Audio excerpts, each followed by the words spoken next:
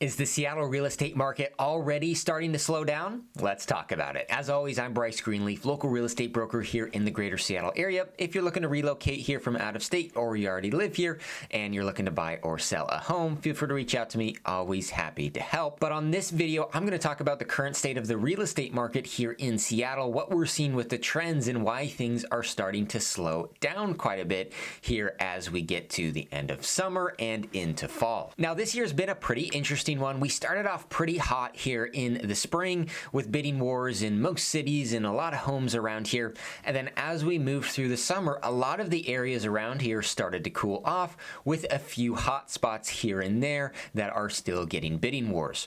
As we continue to move now here through September, we are starting to see things drop off even a little bit more. So I want to jump into the numbers here, show you what's been happening and what we should expect for the rest of the year and to start next year. All right, so the first thing we want to look at here is the interest rates and what's been happening with these rates, because this can be a big determining factor on what is going to happen in the market. So we can see rates here. We were up near 8% at our peak in late 2023, just about a year ago, a little less than a year ago.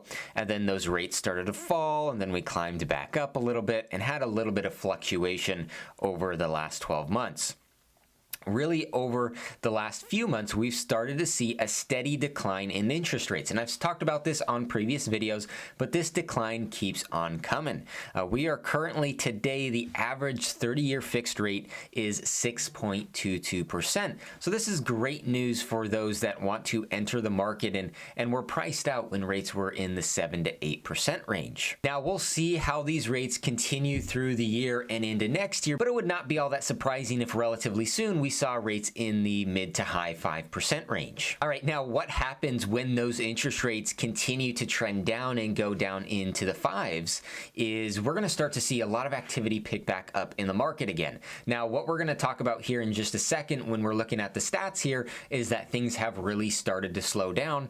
But if you see these rates continue to trend down as we get into next spring in the hottest, buying season of the year, as we get into February through May, which is the peak time for busyness in the real estate market, you could say, if those rates start to get into the mid to high fives, we're going to start to see a lot of bidding wars coming back into the marketplace and a lot of buyers back out looking for homes. A lot of home buyers have been sitting on the sidelines the last year or so because those interest rates were so much higher, especially those move up or move down buyers who currently own a home and they refinance when rates were 3%. They weren't going to trade their 3% rate for a 7 or an 8%. If those rates start to get closer to the mid fives, that is much more digestible for them to be able to go from a 3 to the 5% range and be able to make that move. Now let's jump into the numbers here so we can see what has been happening. Now let's start with the home prices. I mean, that's the most popular one that everybody wants to know. What's happening with home prices right now? So you can see we've got King and Snohomish County here. These are the stats since 2019. So King County, the gray line on top, Snohomish County, the green line on the bottom. So currently you can see our median home prices in King County. This is just for residential homes. This is not counting condos. For King County, it's $975. For Snohomish County, it's about $775.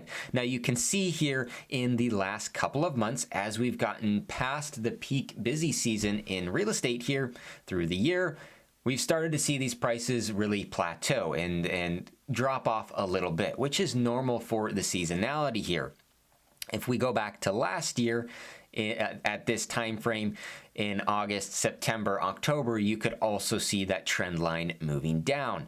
If we go back to 2022, again, August, September, October, that trend line really started moving down. 2021 is the same story, and so on and so forth. So this is normal for that seasonality in the market. As we get into the fall time and things start to slow down, you will see a little bit of a dip in those median home prices through most of these areas. That is completely normal. That is not an indication that prices are falling or they're going to keep coming down. This is just the normal cycle of the market. However, what is interesting to notice here is we really hit those peak prices in early 2022 before those interest rates really started to get high. April and May is when those interest rates really started to increase and we were getting into the 4% range. And then from there, those rates really started to jack up. And you can see when those those prices fell in 2022, midway to the end of 2022. Since then, we've had a little bit of dips and valleys and some climbing back in those prices, but we really reached back to those peak prices this year in May, which was the busiest month we saw this year for real estate.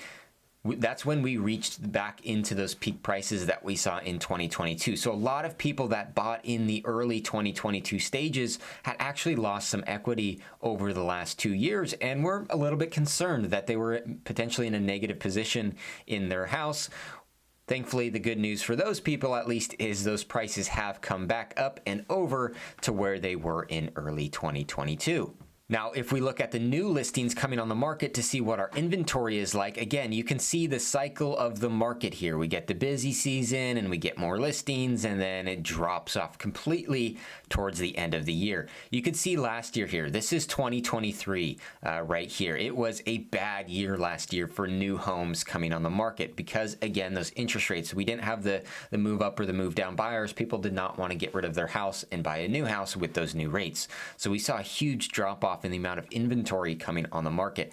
This year we recovered a little bit. You could see at the peak of this year we had just over 3,000 homes come on the market in King County in May. That was compared to just over 2,200 the previous year in 2023. So we had about 800 new listings. Now, the norm that we saw for the last few years was about 3,500. So we were still a bit lower than that this year, but it was a decent recovery from what we saw last year and provided more homes and more options on the market for buyers, which in turn decreased some of the bidding wars that were happening. Now, as we've gone through the last few months here, this is again typical with the season of the market. May is really your last peak month in the market, and new listings will start to drop off there. So now we are at, in King County, about 2,200 new listings, and in Snohomish County, just under 1,000 in the month of August. Again, that's a little bit better than where we were last year. You can see here 1,800 and 859. So we're still a little bit up on that inventory number, but this trend line, as you can see with all of these years here, that trend line will move down, and as we get to December, will get pretty low. That is very normal. If we look at the total homes for sale, you can see a very similar thing. Total homes for sale is a little bit higher than it was last year, so we've recovered a decent amount. If we look at the pending sales here, now pending sales, this is pretty interesting, and this is an indication of some things that are happening in the market right now. Pending sales are pretty equal with what we saw last year. We've had more inventory, but about the same amount, a little bit more pending sales, but that gap is a little bit larger there this year when you compare it to the amount of listings we have. Currently this month we have in August we had about 1,646 pending sales in King County. That was compared to 1,466 pending sales last year. But if we go back to this homes for sale number, we had about 2,300 homes for sale last year, and this year we have about 700 more. So those pending sales, about 200 more compared to about 700 more homes that were on the market here in King County. So that is an indication here that there's not as much activity in the market, and this is for most areas. Now, there are a few exceptions for these hot spots. The east side in the entry-level price point, if we're talking the 1.2 to 1.7, $1.8 million price point in the east side, cities like Bellevue, Redmond, Kirkland, all of these areas, the activity is still heavy. There's bidding wars on a lot of the houses over there, so there are still some really hot spots. But once you get outside of that, some of the outlying other suburbs have slowed down quite a bit. There's very few bidding wars. There's a lot of homes that are sitting on the market. And so this number is an indication of that the pending sales has not grown to the rate that the inventory did this year. If we look at the days on market, again, you can see this trend based on the time of year. This is the average days on market. So at our low this year, when the season was the busiest, we were hovering around 13 to 15 days on market.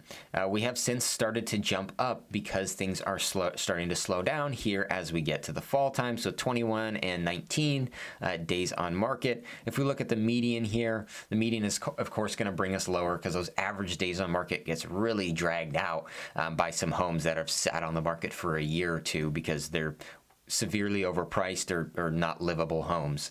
So if we look at the median number here, 5 days on market is about as low as you're going to get because of review dates, because people always wait to sell their home to get enough people in for the first 4 or 5 days.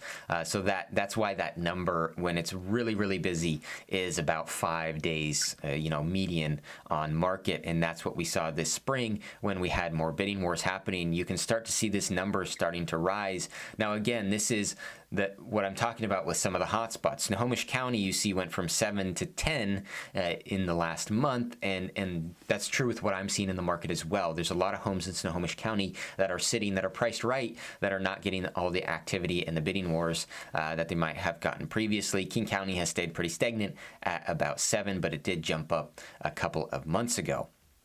Now, when that market really started to slow down, when those rates were near 8%, of course, we saw, 30 days on market for the median, which was, something we hadn't seen in a while. When the market was crazy low at its peak, we saw, every home was selling in the first 7 days. So we've gone back to a little bit normal of a fluctuation here, and we'll see how high this number goes this winter. If we look at months of supply, this is a similar trend. You can see the months of inventory are starting to go up here.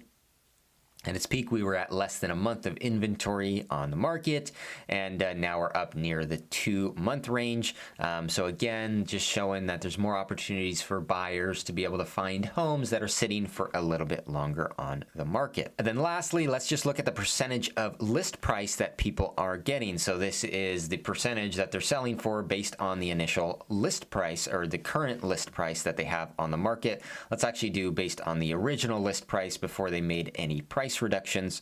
So you can see here, again, when the market when the market was really, really hot, 21 and late 2022, people were getting on average 13% over list price, which is crazy. And then as those rates came up, you could see that number really dropped. And then we came all the way to the bottom of the market late 2022, early 2023, where homes were selling for, 5% under list price.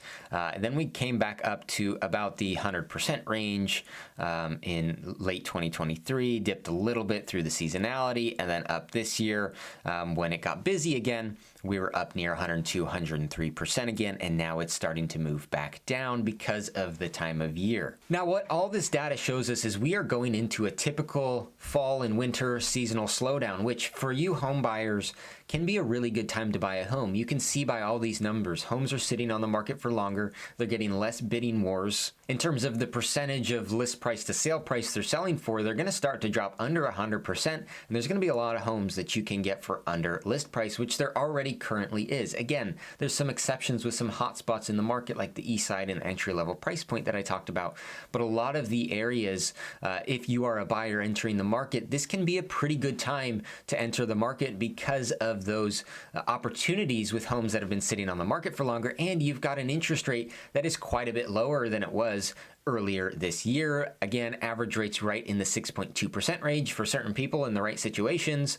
Depending what your finances and what you're buying and your down payment and all sorts of different factors, you might be in the high fives already when you go to purchase a home right now. So it can be a great opportunity in this current market this fall and winter. Like I said, as we get into next year and get into the springtime in the hot, busy season, you can see how those trend lines are going to change, especially if those rates start to come back down, continue to come back down rather.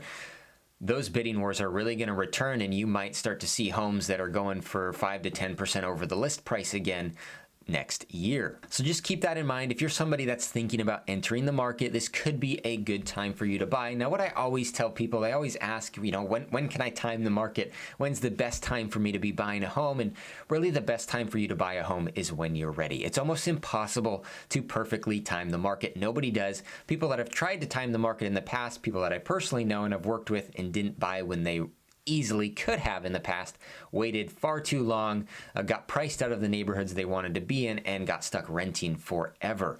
So the best time to buy is when you are financially ready to do so and when it makes sense for you. Don't try to time the market, just do what makes sense for your situation. Like I said, if you're looking to buy or sell real estate in the greater Seattle area, feel free to reach out to me. Always happy to help, but thanks for watching this one.